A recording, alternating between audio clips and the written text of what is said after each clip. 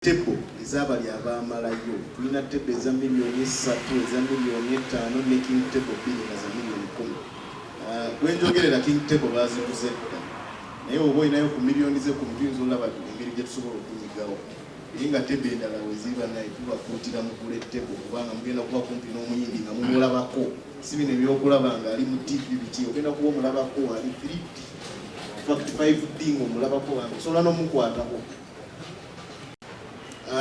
Sigenda gamba nti tubasedde kubanga buli omu twamulowoozaako. Twalina campaign ne Jumia nga tutunda tickets ku mitwalo 5 era zaali limited and we were advertising all over social media. So twalowooza ku muntu wa wansi ow'omakkati n'owa waggulu era yonna yasubwa chance eyo bambi. Simanyi mpozi aba cricket oba basobola omuyamba ne bamwongerezaako ku ssente waffe tujja ziba naye nga buli omuntu amulowoozaako naye ebirala ebya ticket discount kati musobola kwogera ne Jumia, but as of now tickets at 80,000 early bird and by 17th of December they'll be closed. So after 17th tujja kuba ku mitwalo 10. Okay, thank you. Lwaki mu bayimbi bonna abali mu Uganda musazeewo okuleeta Lugano oyo batuyimbire kyemwagala okugamba tetulina bannayuganda bayinza tuyingiza mwaka musazeewo okuleeta beebweru bemwamuwagira bemuwa ssente ekyo ekibuuzo nabadde nakiansayinza walibannakibuuza. Tulina abayimbi abannayuganda era we bali bungi binavinka enda kubaako n'abalala bangi. Of course tetusobola kukola kivulu nga kiriko bantu bavaawo neta considering abantu bavaawo mu Uganda because at the end of the day wetutawagire byewafanya nabawagire. South Africa okitegeera n'oli mu Nigeria ate era kuliko abannayuganda bahosti ba show tuli bannayuganda babasingako n'obungi n'abagenda okujja okulaba bannayuganda naye twaleese abagenyi balabe e Uganda. In simple terms tuli mu promoting tourism nabo bajje balabe Uganda eri etya. Tulina amasannyalaze tetulina tukuzeemu taata weewaawo. Next question. Teriwo era twagijje ku list ya security kuuma events wakikansolize temugenda kuddamu kugiraba kulayo abantu bakakase lwaki wakikansolize kubanga balina emize mibi gye bakola ku event ensimbi eriwo eya Kenzo Festival that one. So batwali postinga nga tekoze bulungi tugiwandikako so bakakasa mujje mwesechuwa n'ebintu byammwe biri well protected. About security, you are at peace. Be at peace. Come, enjoy your party. Okay, thank you so much. Ndoza ngo kulindo kuba mu security. Kumanti security eri gulu laba agobe security company number olobota ba serious. So kachitegeeza ati tugenda kubeera safe. Laba. Ekyo nyinza okutachi witnessinga. Wabula ku report ze nafuna kuba tukola nnyo nga ffe decoy service tukola nnyo ne Uganda Police. So Uganda Police report gyetuwa tugigenderako nnyo era tugiconsideringa nnyo era bwe batusaba tuwandiika report eyo tusobole okugisupportinga gundi yaabwe nti basanga obuzibu bungi nnyo ebivulu ebikolebwako security balinako nti kye bakola babba ebintu ne bafuluma ne batoolako ne bazza ebimu. So nga omugaso gwa security neekola mu events yandibadde nti tuyambako police okusecuwalinga waliwo emmundu we zitatuuka ng'abantu ate abantu bavubuka baba bazimbye bulungi emibiri gyabwe basobola okuba nga abantu babafunako fiya kati wajja nalaba nga yes security yababawunsamu eri mu event babeera bafiiringa nti yes they are protected.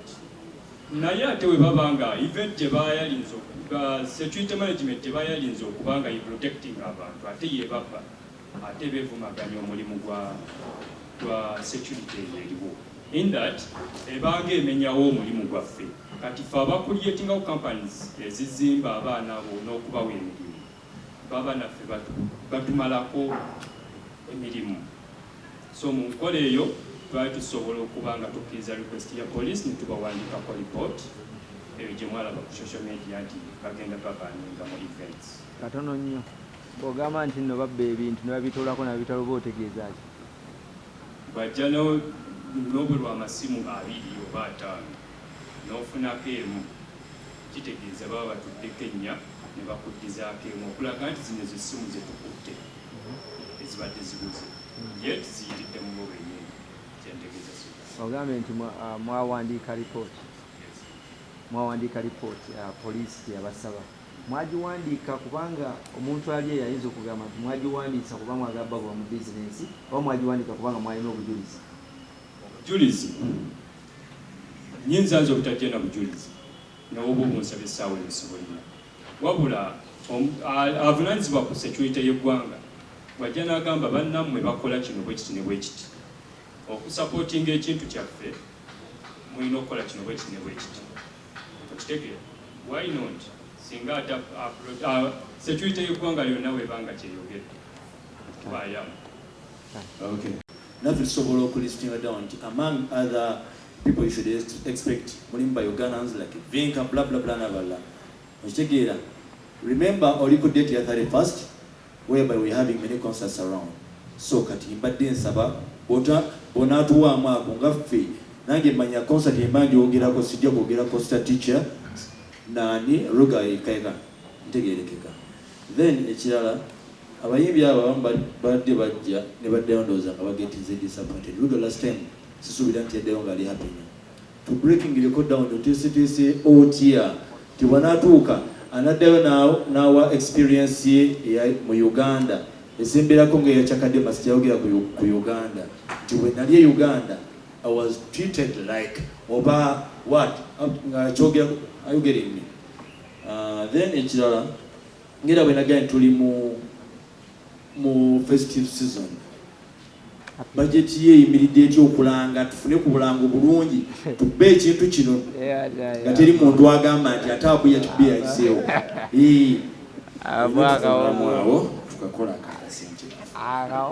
owa omukulu owa security wayogedde ku kya security bayinako njagala okiyigire kubanga twakirabalabako just ku social media babba abantu babayoolayo babba ekitegeera ne kabulirawo naye gwogambye nti mwakiteekawo upright.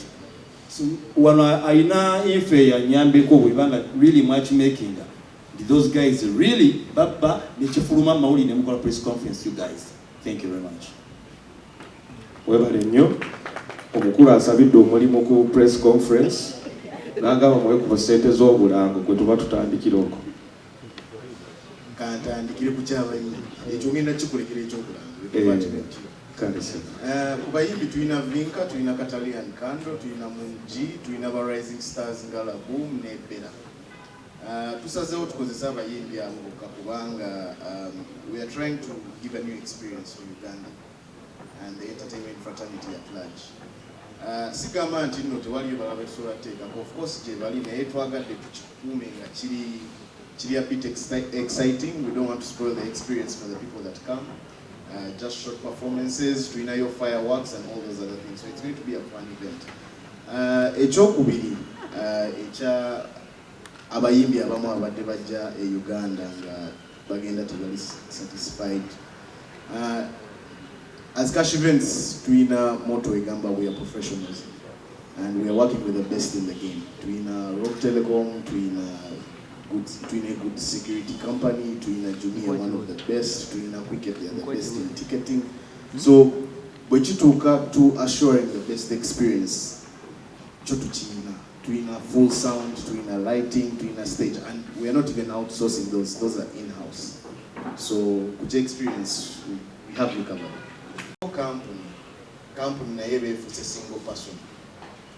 Ebya cash sola kumwogerera naye nga nsobola okwogerera ya business. So ebya cash osobola okugenda n'obimubuuza waba waali naye nga business yo nga cash events is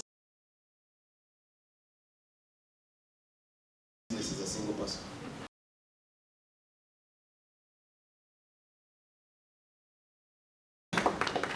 tugadde ku kibuuzo ekirala. Entalo zaalimu n'abayimbi abalala okubateeka ku rooftop ekifo temukisedde mwagala ekizimbe kyabe kiyitemu. As I said, we are redefining live events. Rooftop untini abayimbi banene, tickets are limited. There's a cap on tickets. So if you don't purchase your ticket early enough, tickets ezo zetwataddeko cap uja 3,000 zikuyitako tuba tetulina kyakukolera bantu.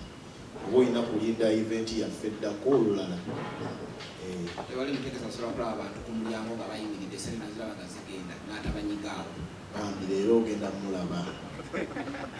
Leero awo olimbye silimbye.